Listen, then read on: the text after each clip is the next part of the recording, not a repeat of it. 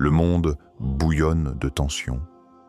Maroc, France, Algérie.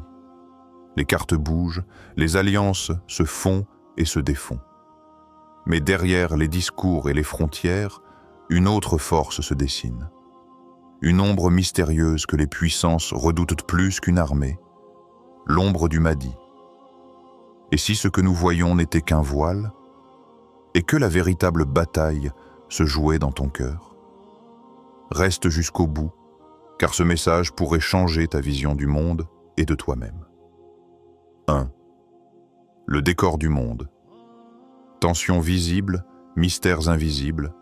Le Maroc et la France scrutent l'Algérie avec inquiétude. Les coulisses diplomatiques bruissent de conversations secrètes. Des discours politiques s'enchaînent à l'ONU, des alliances militaires se tissent dans l'ombre, des accords énergétiques sont signés à la hâte. Tout semble n'être qu'un jeu de calcul stratégique où chaque pays avance ses pions avec prudence. Mais derrière cette façade, il y a autre chose. Une tension invisible, une angoisse que les mots officiels n'arrivent pas à cacher. Comme si une ombre planait au-dessus des nations, une ombre que ni la France, ni le Maroc, ni même l'Algérie ne peuvent contrôler. Cette ombre, c'est celle du Mahdi. Les analystes parlent de gaz, de pétrole, de frontières et d'influence. Mais dans les profondeurs des âmes, beaucoup pressentent que la question dépasse le simple jeu politique. Ce qui inquiète vraiment les puissants, ce n'est peut-être pas l'armée algérienne, ni son influence grandissante, mais ce qu'elle symbolise. Un peuple qui, dans son histoire et sa foi, porte encore la trace d'une mission plus grande que lui. Regarde bien ce monde qui s'agite. Les journaux titrent sur les crises diplomatiques, les experts analysent les chiffres et les budgets militaires. Mais au-delà des cartes et des statistiques, il y a une vérité plus vaste. L'histoire n'est pas écrite dans les parlements, mais dans le plan d'Allah. Et quand ce plan se rapproche, même les plus grandes puissances tremblent. Pose-toi cette question. Quand les puissances tremblent, est-ce vraiment l'Algérie qu'elles redoutent? Ou bien le plan d'Allah qui se rapproche? Imagine un instant.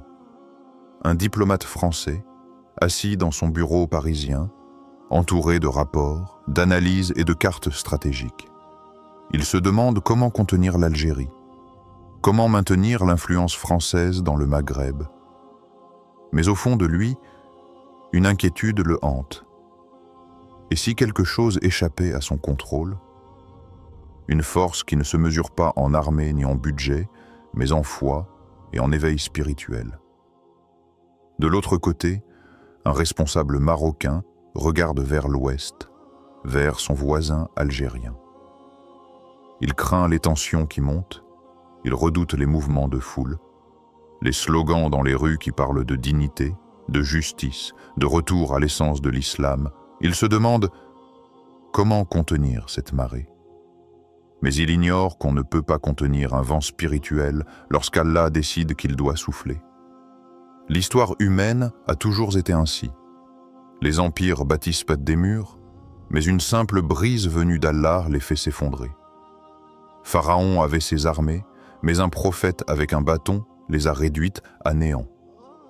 Quraysh avait ses complots, mais Allah a protégé son messager. Aujourd'hui, les nations ont leurs missiles, leurs contrats, leurs institutions internationales. Mais quand l'ombre du Mahdi plane, tout cela perd de sa solidité. Et toi qui m'écoutes, prends un instant pour réfléchir. Si même les puissants de ce monde sentent que quelque chose d'invisible échappe à leur contrôle, pourquoi toi, simple croyant, aurais-tu peur de manquer? Pourquoi trembler face aux injustices, aux crises, aux incertitudes, quand tu sais que derrière tout cela, il y a un plan divin qui se déploie? Oui, les tensions visibles sont réelles. Oui, le Maroc et la France regardent l'Algérie avec méfiance. Mais le vrai théâtre de l'histoire ne se joue pas dans les palais présidentiels ni dans les ambassades. Il se joue dans les cœurs des croyants, dans leur capacité à se tourner vers Allah, à se préparer, à purifier leur foi. Alors, encore une fois, quand tu vois le monde trembler, quand tu entends parler de guerre, de sanctions, de ruptures diplomatiques, demande-toi, est-ce seulement l'Algérie que l'on craint? Ou bien est-ce que ce souffle spirituel que rien, absolument rien, ne pourra arrêter? 2. Une histoire qui éclaire, le vieil homme de Constantine. Dans une petite mosquée de Constantine, le silence du soir est brisé seulement par le froissement discret des tapis et le chuchotement des invocations. L'air est chargé de l'odeur du bois ancien, et les murs portent encore la mémoire des générations qui ont prié là. Au centre, un vieil homme, le dos légèrement courbé par les années, rassemble un petit cercle d'élèves autour de lui. Sa barbe blanche brille sous la faible lumière des lampes, et ses yeux, malgré l'âge, sont d'une clarté qui perce les cœurs. Il prend une respiration lente et commence à parler d'une voix grave mais douce. « Mes enfants, quand les empires se disputent, rappelez-vous ceci. Ce n'est pas le bruit des chars qui écrit l'histoire, mais les prières des croyants dans la nuit. Les jeunes écoutent, certains impressionnés, d'autres distraits, mais ces mots, eux, glissent comme une pluie fine sur leurs âmes. Il ferme les yeux un instant, comme s'il voyait au-delà du temps, et reprend. L'ombre du Mahdi, mes enfants, n'est pas une ombre de peur. C'est une ombre qui annonce la lumière. Un silence lourd tombe dans la pièce. On entend seulement le battement du cœur des auditeurs, comme si chaque mot frappait au plus profond de leur être. Le vieil homme continue, son regard maintenant fixé sur le plus jeune du cercle, un adolescent encore fragile dans sa foi. Tu crois que ce sont les armées, les rois et les présidents qui décident de l'avenir du monde? Tu te trompes. C'est la sincérité d'une prière dans la nuit, c'est la larme versée en secret pour Allah qui renverse les montagnes. À ce moment, le garçon baisse les yeux, troublé. Il pense à ses propres nuits, passées non pas dans la prière mais dans l'oubli. Les paroles du vieillard brûlent en lui comme une braise. Et toi, si tu étais assis devant ce vieil homme, écouterais-tu ces paroles comme une simple histoire à retenir? Ou comme un appel à transformer ton cœur dès aujourd'hui? L'un des élèves ose demander « Cheikh, pourquoi parlez-vous du Mahdi? Pourquoi dites-vous que son ombre annonce la lumière ?» Le vieil homme sourit, un sourire empreint de tendresse et de sagesse. « Parce que, mes enfants, chaque époque a ses épreuves. Les puissants pensent diriger le monde, mais Allah prépare toujours ses serviteurs. L'ombre du Mahdi, c'est l'annonce que l'injustice ne sera pas éternelle, que la tyrannie ne peut durer, que les larmes des opprimés seront un jour essuyées. Ce n'est pas une menace, c'est une promesse. » Un autre élève, plus âgé, prend la parole. « Mais maître, comment savoir si nous serons dignes de cette lumière ?» Le vieil homme ferme les yeux, pose sa main sur son cœur et dit « Celui qui veut être digne de la lumière commence par éteindre les ténèbres en lui-même. Les prières, la sincérité, l'honnêteté, la patience. Voilà vos armes. Les batailles du monde sont secondaires, mes enfants. La vraie guerre se joue à l'intérieur de vous. » Les jeunes restent silencieux. Chacun se voit soudain comme un champ de bataille intérieur.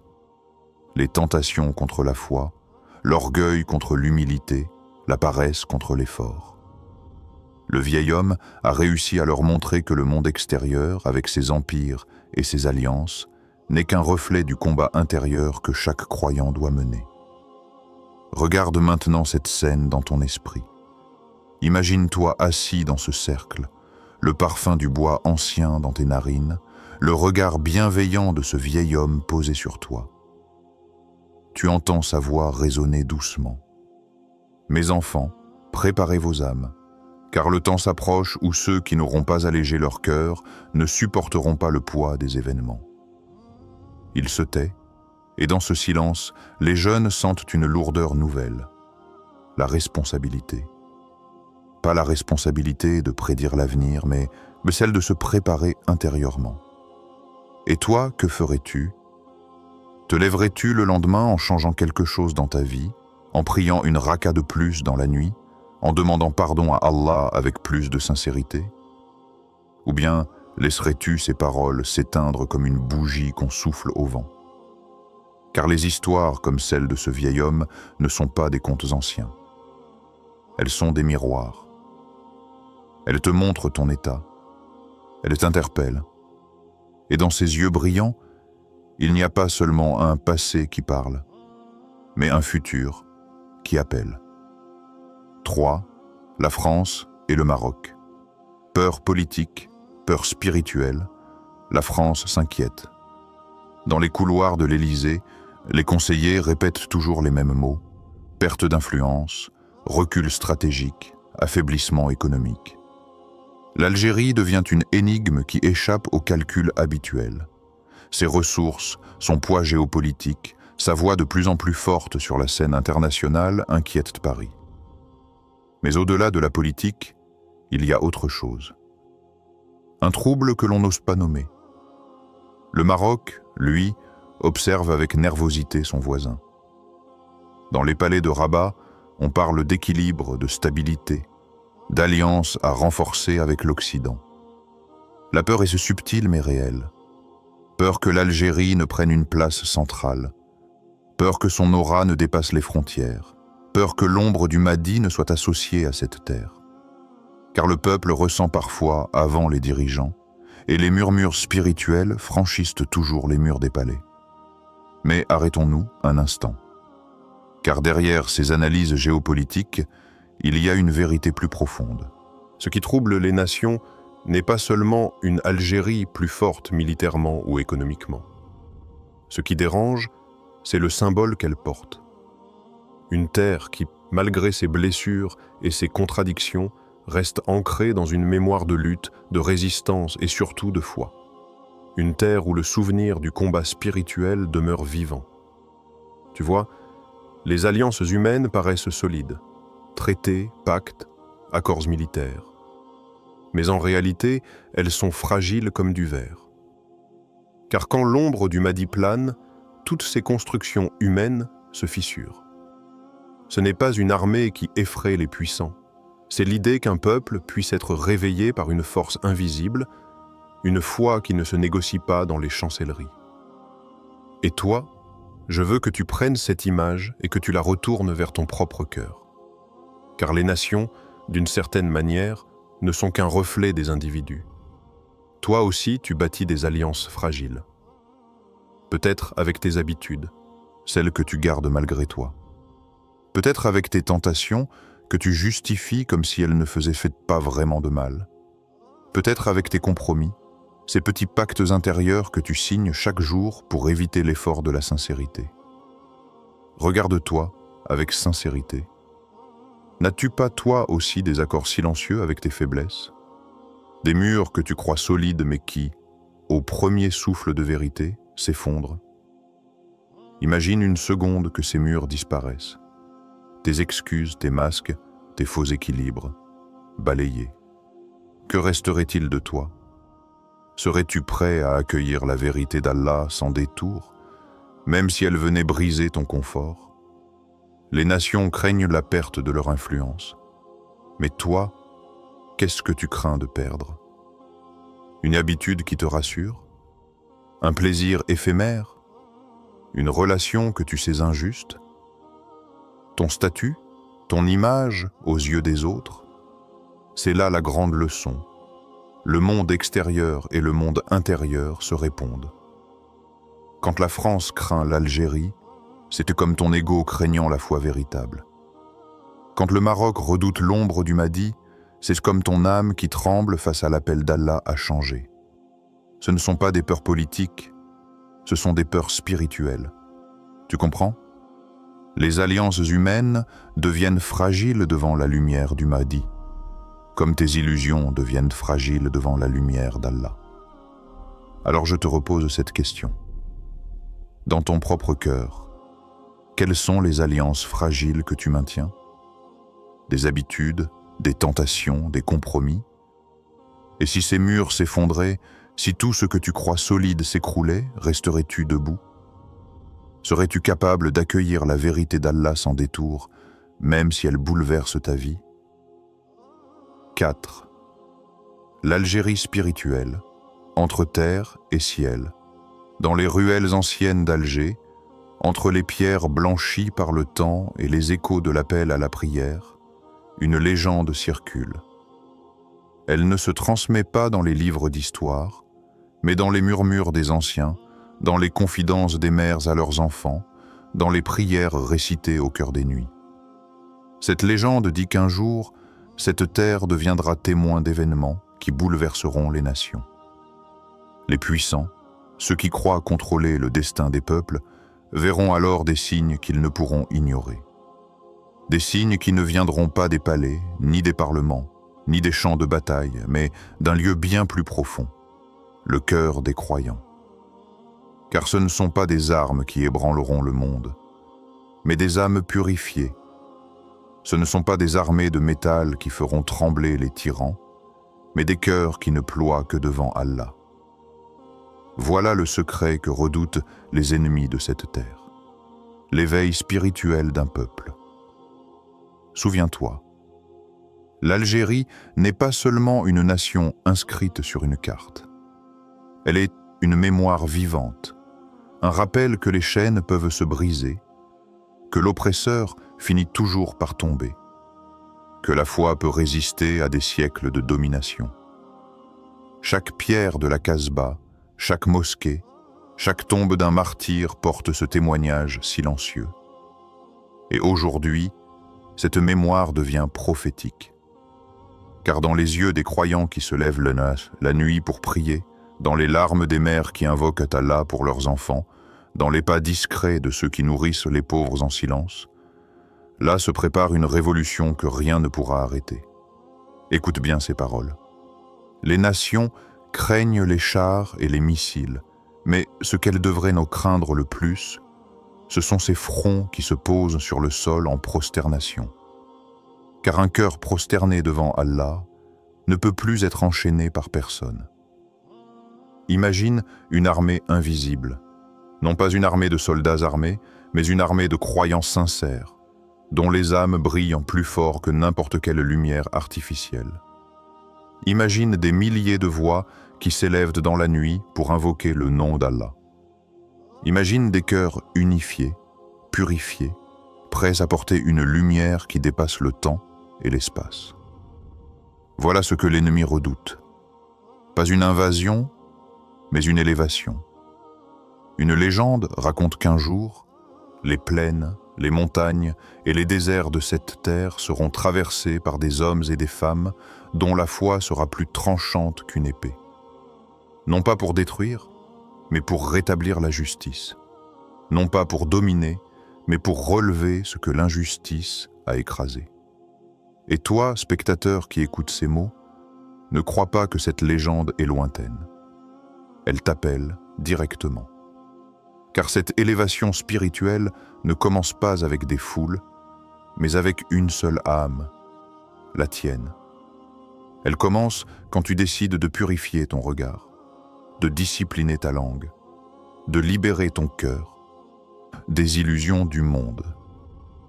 Elle commence quand tu dis à Allah, « Ya Rabbi, je veux être de ceux qui portent la lumière, même si le monde entier est dans l'obscurité. » Demande-toi, es-tu prêt à faire partie de ces âmes éveillées, ou resteras-tu spectateur, attendant que d'autres portent la lumière à ta place?